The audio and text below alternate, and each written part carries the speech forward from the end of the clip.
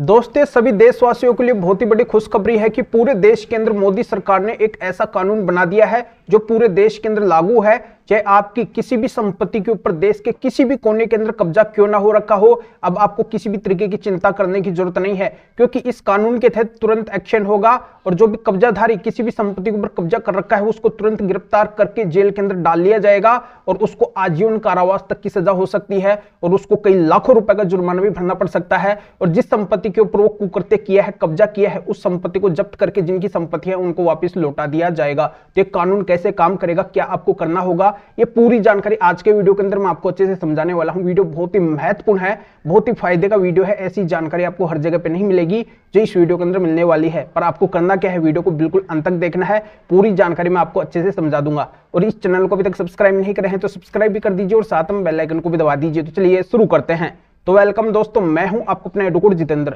तो दोस्तों, निराशा किन लोगों को मिलती है? निराशा उन लोगों को मिलती है जो कुछ करते नहीं है, हाथ पे हाथ रख के बैठे रहते हैं और उनको अगर कोई सही एडवाइस भी देता है, सही ज्ञान भी देता है तो उनकी बात नहीं मानते हैं, अपने मन मुताबिक वो काम करते हैं। और जहां पे पैसा खर्च होना होता है, जहां पे उनको समय देना होता है, वहां पे वो अपना पैसा भी खर्च नहीं करते हैं, समय भी नहीं देते हैं। तो इसी वजह से उनकी जो लाखों करोड़ों की संपत्ति है उनके हाथों से निकल जाती है, वो वापस उनके हाथों में नहीं आती है। जो कब्जाधारी है वो ही उनकी संपत्ति का फायदा उठाता रहता है। तो दोस्तों, आपका भी मन अगर ऐसा है तो थोड़ा परिवर्तन आपको अपने अंदर करना होगा। परिवर्तन इस तरीके से करना है कि आपको एक तो एक्टिव होना है, सक्रिय होना है, आप में वो लगन और मेहनत होनी चाहिए। आपका एक टारगेट होना चाहिए कि मुझे मेरी संपत्ति को फिर से प्राप्त करना है। ये मेरे बाप दादाओं की संपत्ति है, ये मेरी पुश्तैनी संपत्ति है, ये फिर आपकी खुद की संपत्ति है, आपने कमा के वो संपत्ति अर्जित की है। तो मेरी संपत्ति का उपयोग कोई अन्य व्यक्ति क्यों कर सकता है, कैसे कर सकता है? बिल्कुल भी मैं उसको उपयोग नहीं करने दूंगा। मेरी संपत्ति को मैं फिर से प्राप्त करूंगा। और ये आपको एक निश्चित टारगेट बनाना है, एक डेट फिक्स करनी है कि इस डेट से आप पूरी तरह से एक्टिव हो जाएंगे, सक्रिय हो जाएंगे। तो अब आपको पता है कि 1 अप्रैल आने वाली है,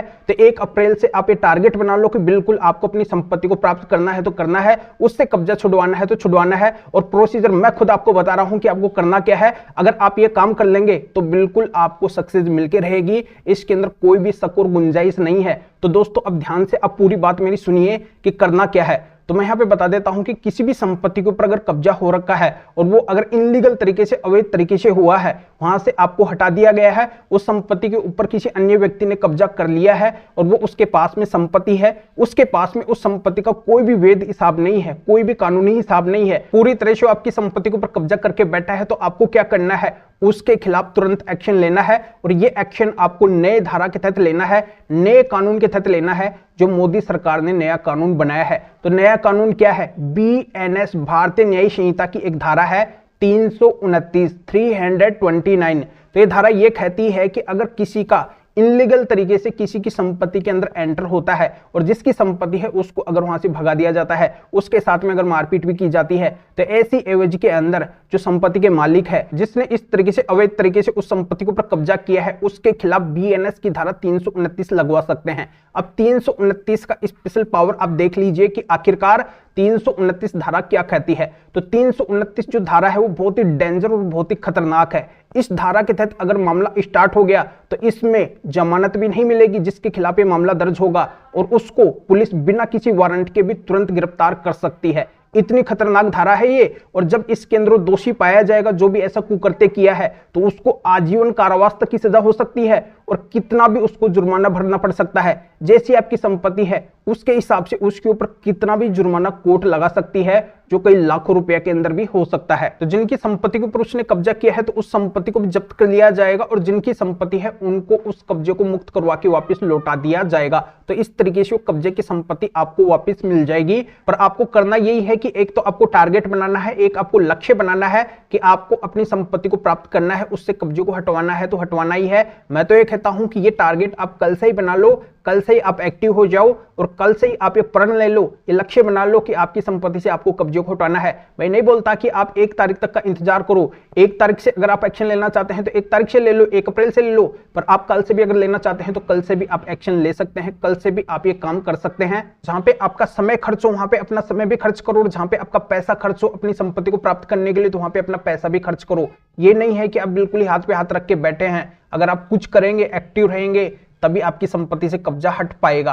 पर दोस्तों मैं आपको एक मेन बात तो बताना भूल ही गया। सबसे मेन बात तो ये है कि जब आप 329 BNS की कार्रवाई उस कब्जेधारी के खिलाफ करवाएंगे और उसका जब प्रोसीजर चलेगा, उसका जब इन्वेस्टिगेशन होगा, तो वहां पर वो कब्जाधारी जल्दी से उस संपत्ति को नहीं छोड़ना चाहेगा, उससे कब्जे को नहीं छोड़ना चाहेगा। उसकी पूरी ताकत होगी उस संपत्ति को अर्जित करने की, उस संपत्ति का मालिक बनने की पूरी कोशिश करेगा। तो आपको क्या करना है, वहां पे माननीय सुप्रीम कोर्ट के 7 जजमेंट्स दिखाने हैं, क्योंकि माननीय सुप्रीम कोर्ट ने इन 7 जजमेंट्स के अंदर क्लियरली कहा है कि जो भी कब्जाधारी है उसको हटाने का प्रयास अगर जो संपत्ति के मालिक है वो शुरू से ही कर रहे हैं, इस बात का अगर एविडेंस संपत्ति के मालिक के पास में है और ये जजमेंट अगर संपत्ति के मालिक के पास में है, 7 जजमेंट अगर संपत्ति के मालिक के पास में है, तो कब्जाधारी कभी भी उस संपत्ति का मालिक नहीं बन सकेगा। तो अपनी संपत्ति को अगर आपको कब्जा मुक्त करवाना है और उस कब्जेधारी को अगर आपको मालिक बनने से रोकना है, तो जो 329 की कार्रवाई करेंगे कब्जेधारी को हटाने के लिए, तो उसके अंदर आपको माननीय सुप्रीम कोर्ट के जजमेंट्स जरूर दिखाने हैं। पुलिस या फिर कोर्ट कहीं पे भी आपकी प्रक्रिया चलती है तो वहां पे जजमेंट्स आपको जरूर दिखाने हैं।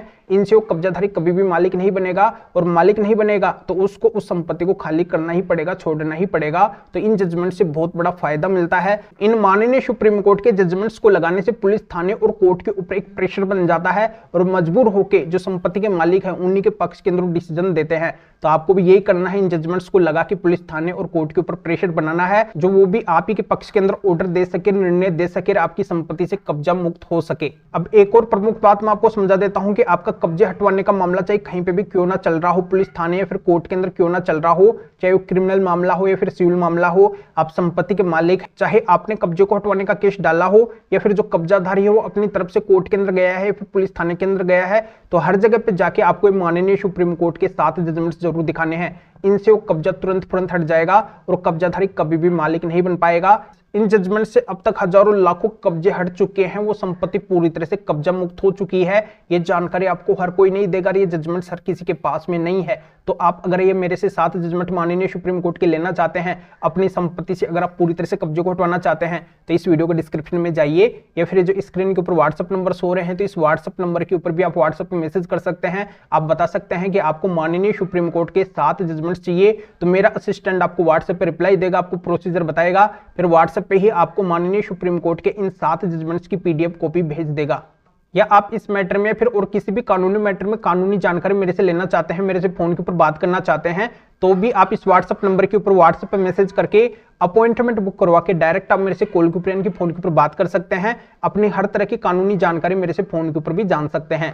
तो अभी आप इस वीडियो को लाइक भी करें, शेयर भी करें, जो और लोगों का भी इस वीडियो से भला हो सके, वो भी फायदा उठा सके। तो फिर आगे मिलेंगे आपसे नए वीडियो, नए टॉपिक के साथ में। आप सभी का बहुत बहुत धन्यवाद।